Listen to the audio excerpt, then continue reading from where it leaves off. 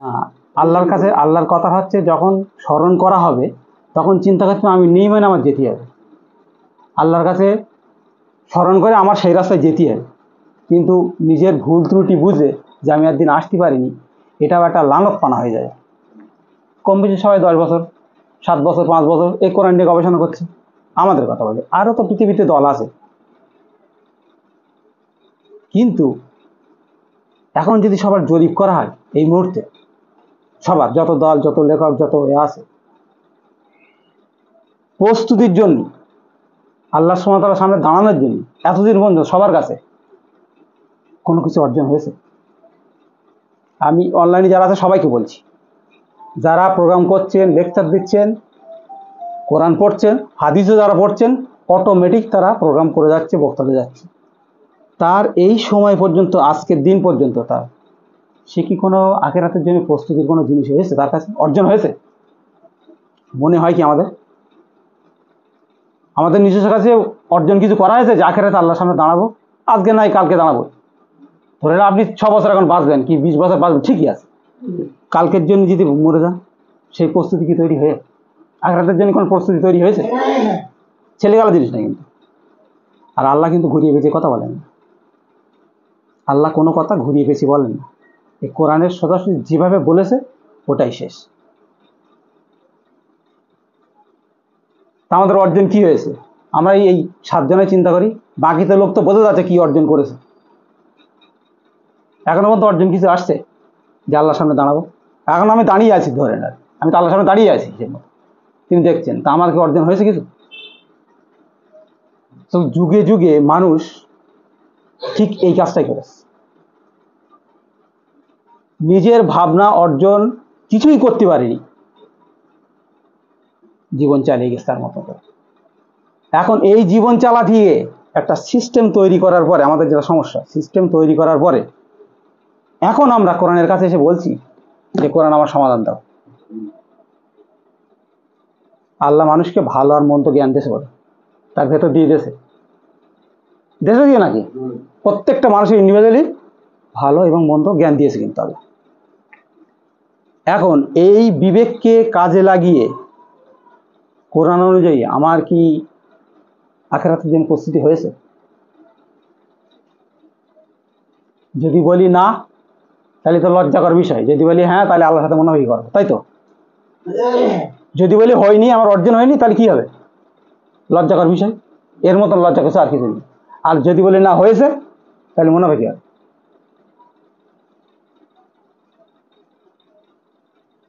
এই কোরআনের মধ্যে আপনার ধরেন খাওয়া দাওয়ার কথা আছে, ড্রেসের কথা আছে, কিন্তু কিভাবে করতে হবে, কিভাবে খেতে হবে, কিভাবে পড়তে হবে, এটা বলেনি আল্লাহ।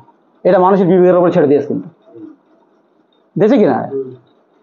তা খামাখায় আমরা এই পৃথিবীর জীবনে একটা ব্যবস্থা তৈরি করে এসে, যেটা আমার শেষ গবেষণায় এসছে, আমি যে চিন্তা করেছি, সমস্ত আয়োজন কমপ্লিট করে গিয়ে কোরআনের কাছে কিন্তু বলছে যে কোরআন তুমি আমার উত্তর দাও, এটা কি, ওটা কি।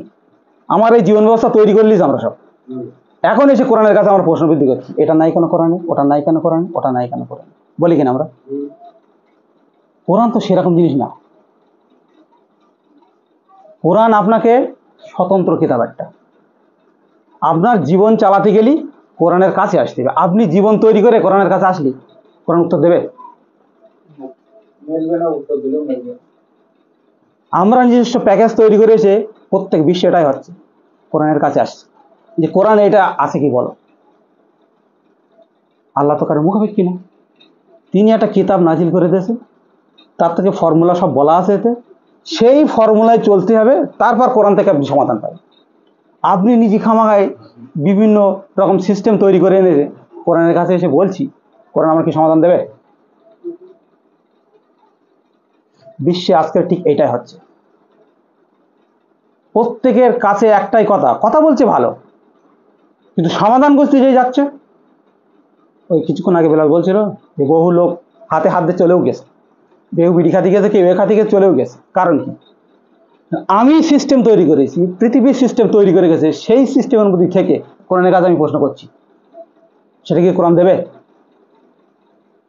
কোরআন মানুষকে জীবন চলার মতন দেশে তো গাইডলাইন, কিভাবে চলবে, দিয়ে দিয়েছে তো। সেইটা খোঁজ না করে, যে কোরআন আমাদেরকে কি বলেছে সেইটা খোঁজ না করে আমরা খোঁজ করছি আমাদের তৈরি জীবন ব্যবস্থা দিয়ে কোরআনের কাছে প্রশ্ন করতে। তাতে কেউ সময় পাচ্ছে, কেউ সময় পাচ্ছে না। কারোর রিজিক নিয়ে টানাটানি, কারোর বাড়ি নিয়ে টানাটানি, কারোর বিভিন্ন রকম সমস্যায় জর্জরিত আছে কিনা। কারোর মতামতের উপর নির্ভর করে আল্লাহ কোরআন পাঠায়নি, বলে ভালো করে খেয়াল করবে। কারোর মতামতের উপরে নির্ভর করে আল্লাহ কোরআন পাঠায়নি, পাঠিয়েছে তিনি তিনি তিনি পাঠিয়েছেন, তোমরা এই হিসেবে চলবে। তাই আর আমি একটা পথে চলবো, চলার পরে সব ঠিকঠাক গোছগাছ করে এখন বলো কোরআন তুমি আমার পথ দেখো, সম্ভব হবে কি? সম্ভব হবে না। বিশ্বে কিন্তু এটাই হচ্ছে এখন। দেখেন একটা এই কদিন আগে হলো আই লাভ মোহাম্মদ, শুনেছেন তো? এমন যখন জায়গা নেই সেখানে পোস্টার টাঙান নিয়ে আই লাভ মোহাম্মদ, তাইলে মারপিট হলো, সব জায়গায় হলো। তাহলে এটা কি? আমি মোহাম্মদকে ভালোবাসি, কি ছেলে মেয়ের মতন ভালোবাসা নাকি? এটা অন্তত লাভ চিহ্ন এঁকে দিতে থাকেন, ওটা কি ছেলে মেয়ের মতন ভালোবাসা? আই লাভ মোহাম্মদ মানে ওখানে আবার লাভ চিহ্ন, এটা যদি বাংলায় লিখে দিতে জিনিসটা বলা যেত, ভালোবাসার একটা চিহ্ন দিতে থাকেন, দে মোহাম্মদ দেশ, আই লাভ মোহাম্মদ। এটা কি ছেলে আর একটা মেয়ের ভালোবাসা নাকি এটা? আই লাভ মোহাম্মদ এইগুলো দেবেন, আমি বলছি আর কি দিয়ে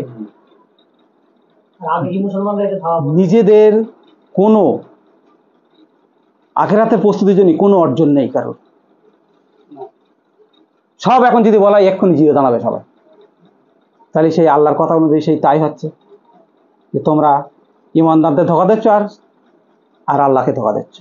প্রতি মুহূর্তে যেন আমরা এই ধোঁকায় পড়ে আছি একদম। তা এর থেকে কি বেরোনোর উপায় কিছু আছে? কোরআন কি আমাদের সেরকম গাইড দিয়েছে?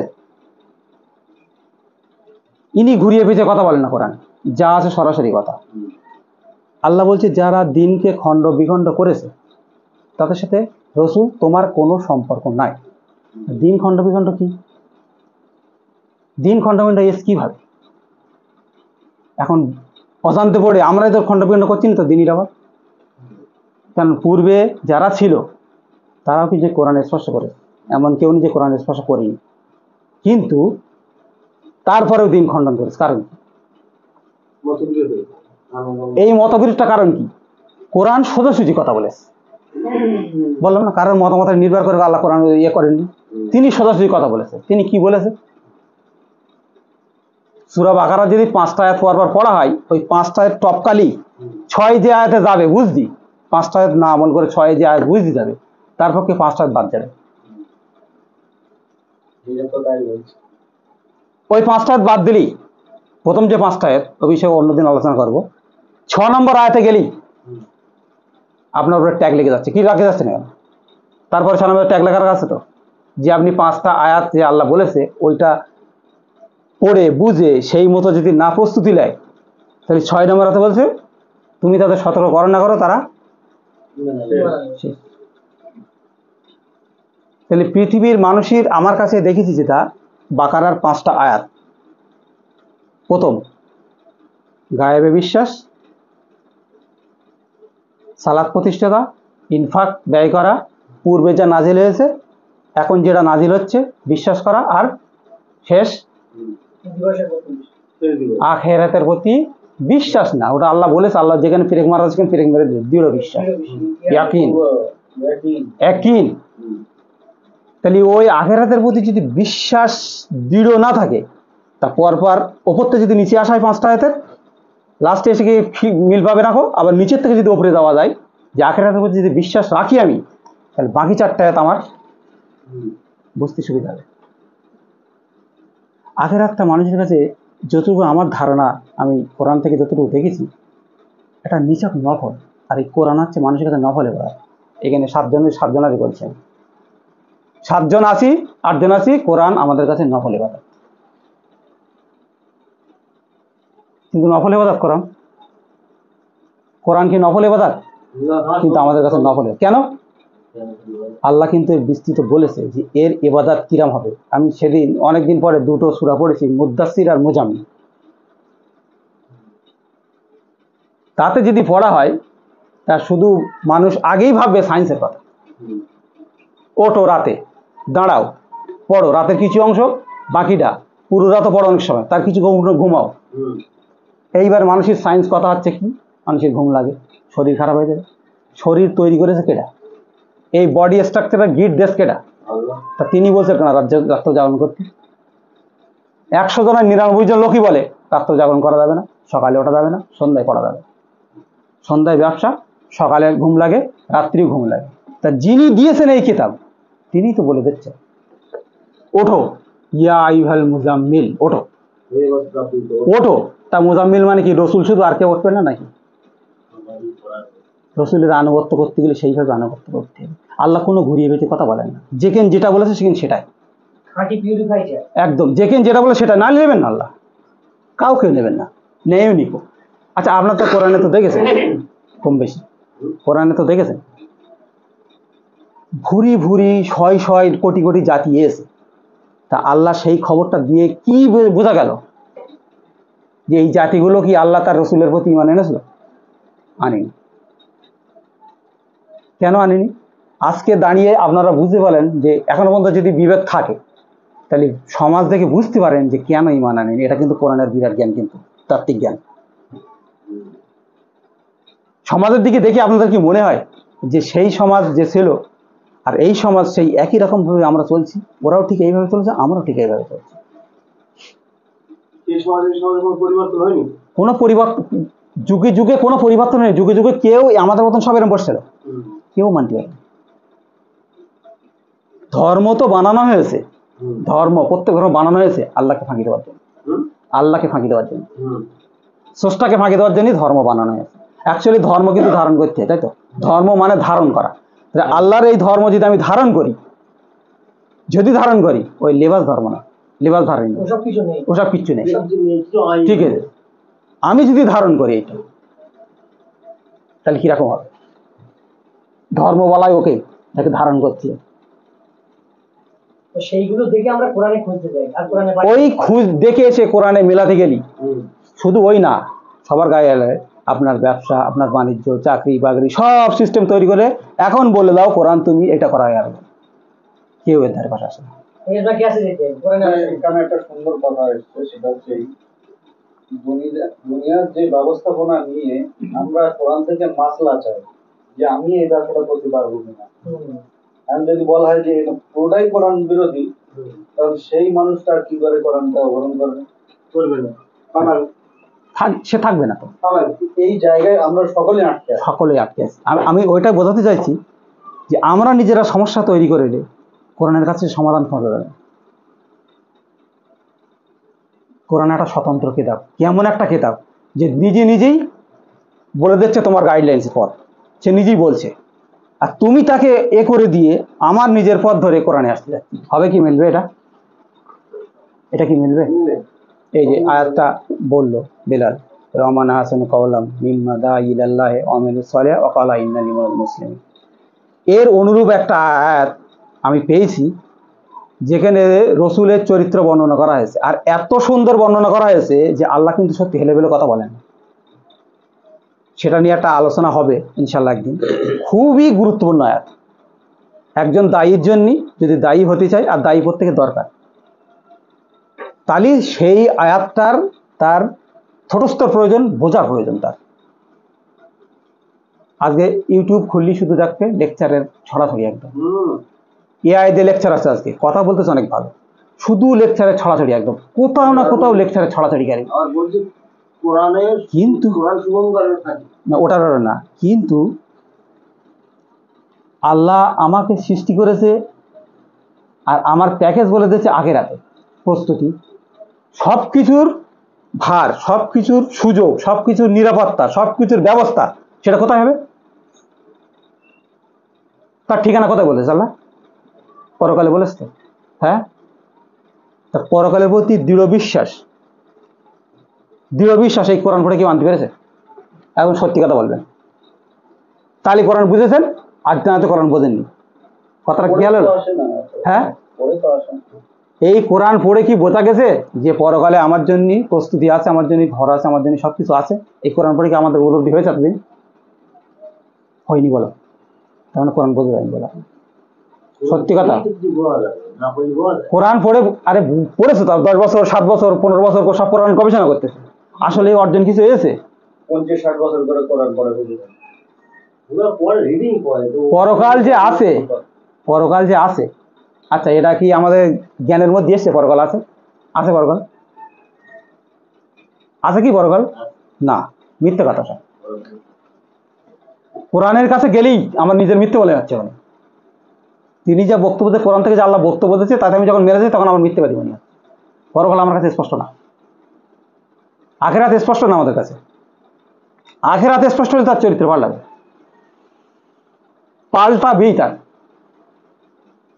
আল্লাহ এত সুন্দর করে তৈরি করে তাকে জাহান্নামে দেবে? তোমার জন্য তো জাহান্নামে দেওয়ার জন্য তৈরি করেছে আল্লাহ? তৈরি করেনি, কিন্তু আল্লাহ জান্নাতে দেওয়ার জন্যই তৈরি করেছে। আর আল্লাহ আমার সৃষ্টি করেছে, সব কিছুই জানে তিনি। তাহলে আমার অরিজিনাল বাসস্থান, আমি কিভাবে থাকবো, আনন্দময় থাকবো, সেটা সিলেকশন করে দেশ কেটে আল্লাহ। তো দুনিয়ায় তো সামান্য জিনিস, আপনি বলেন যে দেখি, এই তো আমার 45 হয়ে গেল, আপনার 60 হয়ে গেল, ওনারাও 40 হতে যায়, হয়ে গেছে কিনা? আসলে আল্লাহর তৈরি জান্নাত, আমি আমার জিনিস সাথে এই কথাটা প্রায় বলতেছি, সবাই কি করবে? জান্নাতে জাতিকার পছন্দ না, আপনারা মানেন আর না মানেন, জান্নাত কোনো আমলের গুণই হবে না। কোনো আমল করতে করতে জান্নাত হবে না, আমল সবাই করতে পারবে। জান্নাতে যাওয়ার জন্য মনের খোয়াইশ দরকার, ইচ্ছা জাগবে, জাগবে তো নাকি? সেই খোয়াইশ কি আমাদের আছে? আমাদের খোয়াইশ আছে যে জান্নাতে যাব?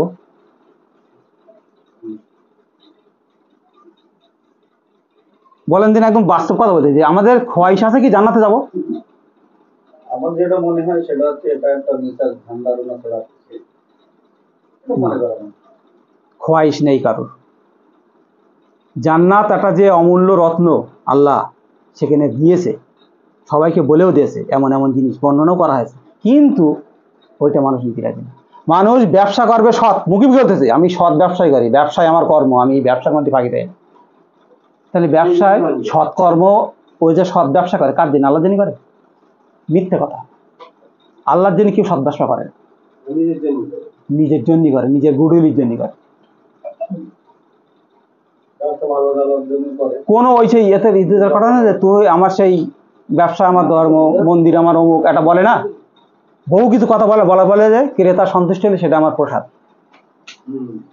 একটা কথা আছে না, ক্রেতা সন্তুষ্ট হলে সেটা আমার প্রসাদ, হিন্দুদের থিওরিতে আছে, আমার পুরো কথাটা মনে নেই। তাহলে আমার ব্যবসা সতই আমি, আমার ব্যবসা টেকবে বলে দেয়।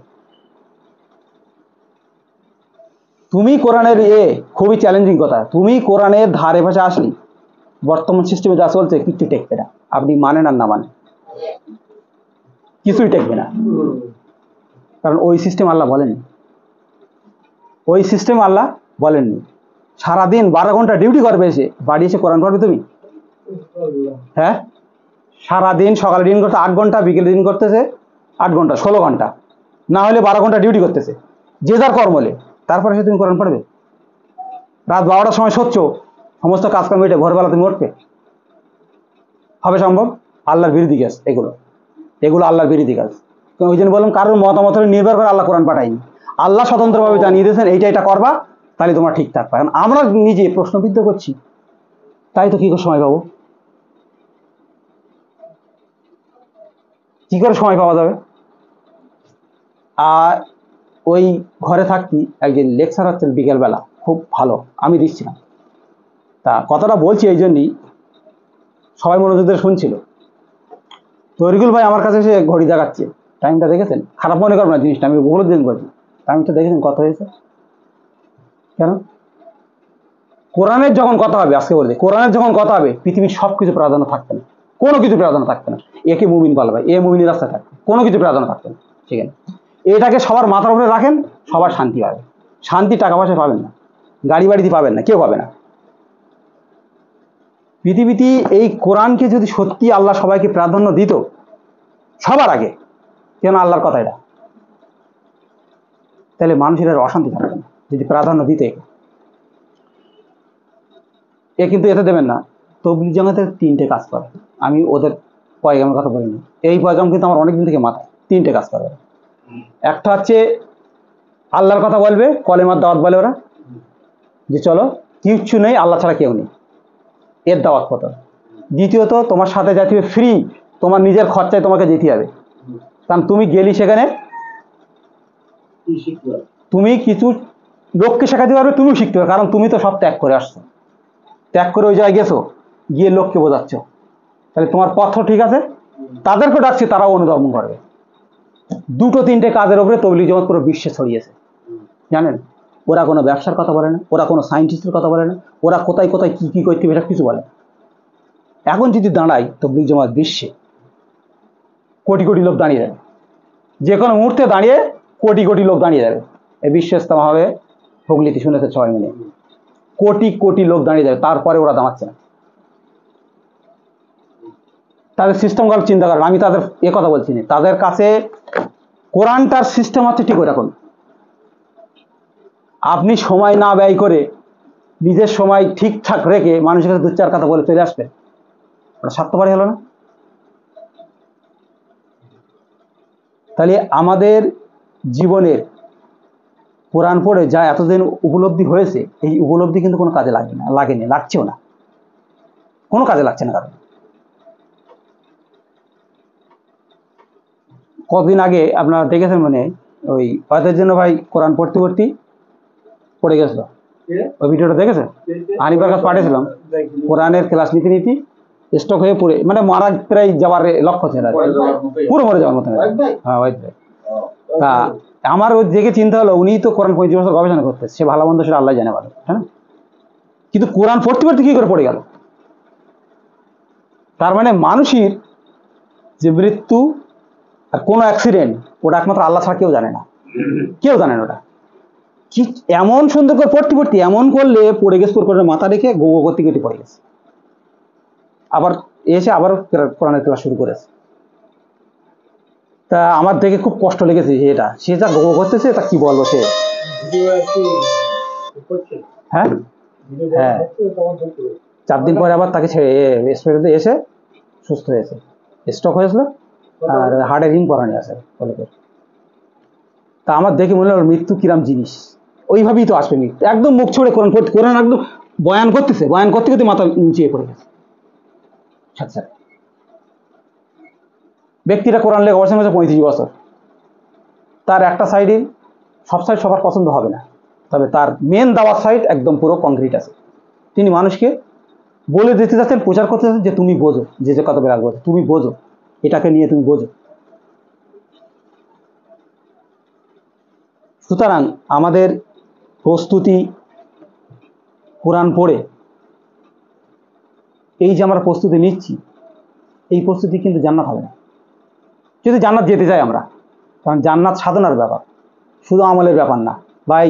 এত পার্সেন্ট দিলাম, তত পার্সেন্ট দিলাম, এইভাবে এটা শুধু আমলের এই ব্যাপার না, কিন্তু জান্নাত খোয়াইশের ব্যাপার। আমি তো দেখেছি মানুষ যারা ব্যবসা করতে করতে শেষ পজিশনে এসে যাচ্ছে, সে ব্যবসায় এত মগ্ন, দুনিয়ায় আল্লাহর জান্নাতে তার দরকার নেই। আছে কি আল্লাহর জান্নাতের দরকার? আল্লাহতে জান্নাতের দরকার কার ছিল? প্রত্যেকটা নবী রসুলের যদি জীবনী দেখায় কোরআন থেকে, তাহলে বোঝা যায় যে তারা খোয়াইশ জীবনের, যখন আল্লাহ তাদের কাছে ওহী করেছে, সেই ওহী শুরু থেকে যতদিন গেছে তারা শুধু চেষ্টায় একটাই করেছে যে আমি আমার জায়গায় দাঁড়ে আল্লাহর এই কথার উপরে দাঁড়াবো এবং এটা পরকালে আমি তার পুরস্কার নেবো, এই হচ্ছে তাদের টার্গেট ছিল। আর আমাদের পৃথিবীতে টার্গেট কি?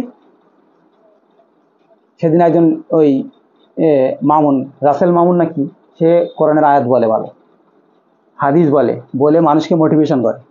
তা সে বলতেছে আগে দুনিয়া, কেন আয়াত হয়েছে রব্বানা আতেনা ফিদ দুনিয়া, আগে দুনিয়া, হ্যাঁ আগে দুনিয়া তারপর পরকাল, ঠিক আছে। তাহলে ও এই কথাটা বলেছে ঠিক, ব্যাখ্যা করেছে কিন্তু ভুল। ওই জন্যই কোরআন জিনিসটা এমনভাবে পড়া আর এমনভাবে চলা উচিত এই কোরআনের। আপনি এতে সঠিক পথে না থাকলে এই কোরআনের জ্ঞান আপনার দেবে না, ও সব ফালতু, সব আমরা যা করি এসব বেকার, এসব বেকার। এ আপনার পথ দেখাবেই না, এ একটাই পথ দেখায়, সিরাতে মুস্তাকিম, একটাই পথ দেখায়, অন্য কোনো পথ নেই। তিনি যা বলে দিয়েছেন ওটাই শেষ, তিনি যা করতে পেরেছেন ওটাই শেষ, তিনি যেভাবে বলেছেন ওইটাই, যে অ্যাঙ্গেলতে বলেছে সেই অ্যাঙ্গেল থেকে সেটাই শেষ। এখন আমরা দিন খণ্ড করতেছি, এটাও করা যাবে, ওটাও করা যাবে, ওটাও করা যাবে। এই জন্য কোরআন আমাদের কাছে কোনো সেই স্বতন্ত্র কেতাব হচ্ছে না, তাকে যারা তাকে ঝুলিয়ে রাখতো সেরকমই আমাদের কাছে চলে আসে। তাহলে আমাদের প্রস্তুতি, আমার বলার এমনি লেকচার দেওয়ার কোনো ছিল না, আমি নিজে ভক্তি হয়ে সবাইকে বলছি এটাই, যে আপনারা যে পথে আসেন বা সমাজ যে পথে আছে বা বিশ্বে যে পথে আছে, এটা আল্লাহর জান্নাতের পথ না। যেটা আমার কোরআন থেকে বলে দিল এটা জান্নাতের পথ না। কারণ নবীর সাইনই যেটা বলে, নবীদের থেকে তো ভালো মানুষ আমরা তো নাকি, ভালো মানুষ আমরা? তাহলে রবি রসুল বলতেছে আমার প্রতি যা ওহি করায় আমি ওই পথেই থাকবো অটল, আমার প্রতি যা ওহি করে, যদি বলা এখানে এইটাই বসতে হবে, এটাই শুইতে হবে, এটাকে টাকা দিতে হবে, তা দিতে হবে, এইটাই তোমার জন্য থাকতে হবে, তোমার সন্তান মরে গেলে তোমার চুপ থাকতেই হবে, তো থাকতেই হবে, আপনি কিছু বলতে পারবেন না। যদি বলেন তাহলে দিন বিভক্ত হচ্ছে, এই দিন বিভক্ত হয়ে কিন্তু আজকের এই জায়গায় এসে পৌঁছে যাবে। আছি নাকি বলেন? দিন বিভক্ত কারা করেছে? দুনিয়াতে ভালো নাম কামানোর জন্য কি দিন বিভক্ত হয়ে? না, দিন বিভক্ত কিভাবে আমি মানতে পারবো না, তাই এটা মানা সম্ভব না। ওই ইউটিউবে বক্তব্য আপনারা দেখেননি, এটা তিতা টিভি বলে একটা আছে, নাস্তিকের কথা, তিতা টিভি, হ্যাঁ না, সে এমনভাবে কথা বলতেছে তাতে জ্ঞানী মানুষ নাস্তিকের পথে ধারণ করবে, এমন বিষয় টেনে আনতেছে সে, যে কোনো মানুষ, জ্ঞানম্যান মানুষ, যারা ইন্টেলিজেন্ট মানুষ, সে শুনলি মনে করবে যে আল্লাহ আমাদের সাথে যা করতে শত্রুতা করতেছে, এমন জিনিস তুলে আনতেছে কাটা করে, বিশাল ফলোয়ার তার। তাতে থেকে একটা নাস্তিক বলেছে, এই কথা দিয়ে শেষ করতেছি, সে বলতেছে যে আল্লাহ এমন একটা কিতাব পাঠালো যে কিতাবটা মানুষ বিভিন্ন রকমভাবে বুঝবে, তুমি একরকম বুঝছো, উনি একরকম বুঝছে, আমি একরকম বুঝছি, হাজারো দল আছে একরকম বুঝছি, তাই তো হাজার রকম করে বুঝছি, কথাটার 100-এ যুক্তি আছে, কিন্তু ও নাস্তিক হতে পারে, ওর উত্তর দেওয়ার মতন কাউ ছিল না, কেন ওই অনলি কোরআন রিসার্চে ও কথাটা বলেছে, ওর উত্তর দেওয়ার মতন কেউ ছিল না, উত্তর দিতেই পারবেও না। বলছি আল্লাহ তোমাদের জন্য একটা কিতাব পাঠিয়েছে, তাই না, কথা লিখে দিয়েছে, লিখে আছে তো, তাতে ধরো 50,000 লোক রয়েছে, 50,000 মত হবে, এরম কেতাব আল্লাহ পাঠালে যান, উত্তর দিতে পারবেন কথার? তাহলে দোষ আল্লাহর না আমাদের, কোনটা? ওর দায়ী অনুযায়ী দোষ আল্লাহর, যে এমন কিতাব পাঠিয়েছে 50,000 50 বুঝবে, কেমন কিতাব পাঠালে আল্লাহ? তাহলে ওর হিসেবে দোষ দিয়েছে আল্লাহ, যেমন কিতাব পাঠাবে কেন আল্লাহ? 50,000 লোক 50 রকম কথা বলবে। যারা এই কোরআনের অনুসারে আছে তাদের সবাইকে বলছি, কথার প্রচুর যুক্তি আছে। আল্লাহ দেশে একটা কিতাব এক পক্ষ হয়ে একরকম মতে, 50,000 দল 50 রকম মত করেছে, শুধু দুনিয়াকে পাওয়ার জন্য, আর কিচ্ছু না, আর কিছুই না, এর বাইরে বাধা আর কিছু না, আল্লাহর মত একটাই। যে কেন কিতাবটাকে 12 জন লোক 12 রকম ভাবে পড়বে? এত বড় মহান সৃষ্টিকর্তা, তিনি এত সুন্দর কথা বলেন, সবকিছু সৃষ্টি করেছেন, তিনি কিতাব দেবেন এমন করে যে 10 রকম বসবে? যিনি এই কথাটা বলছেন তিনি তো জানেন যে ইনিও তো একজন তারই সৃষ্টি, হ্যাঁ, সে তার মতন দৃষ্টিতে বলতেছে। বিষয় হচ্ছে তাহলে আল্লাহ তো জানে যে ওইটা বুঝা বলছে, সৃষ্টিকর্তা তো সব জানে, অবশ্যই জানে, সৃষ্টিকর্তার মত একটাই আছে, আমরাই করেছি 12টা, আমরা করেছি 12টা। সুতরাং সবার কাছে অনুরোধ, বেলাল যে কথাটা বলেছিল যে আমি আমার জায়গায় যদি না দাঁড়াতে পারি, আমার দ্বারা আপনার আমি ভালো কাজটা করবো কি করে? নবীর এই চরিত্র ছিল নাকি নবীর অন্য চরিত্র ছিল? আমি যে কথাটা বলছি, অমান আহসানু কওলা মিম্মা দায়ী ইলাল্লাহ, উত্তম কার কথা? যে মানুষকে আল্লাহর দিকে ডাকছে। কে? নবী রাসূল তো ডেকেছে, আমি ডাকছি তো, আমি ডাকছি যার দেখি, তিনি যদি আমার প্রতি সন্তুষ্ট না হন তা আমার ডাকা কি হবে? এটা গেল একটা পার্ট। দ্বিতীয় পার্ট কি হবে? এখন বলো আমরা তৈরি হইনি, তা কবে তৈরি হবে? এখন যদি দ্বিতীয় পার্ট এটা যে এখন বলে আমরা তৈরি হইনি, তাহলে কবে তৈরি হবে?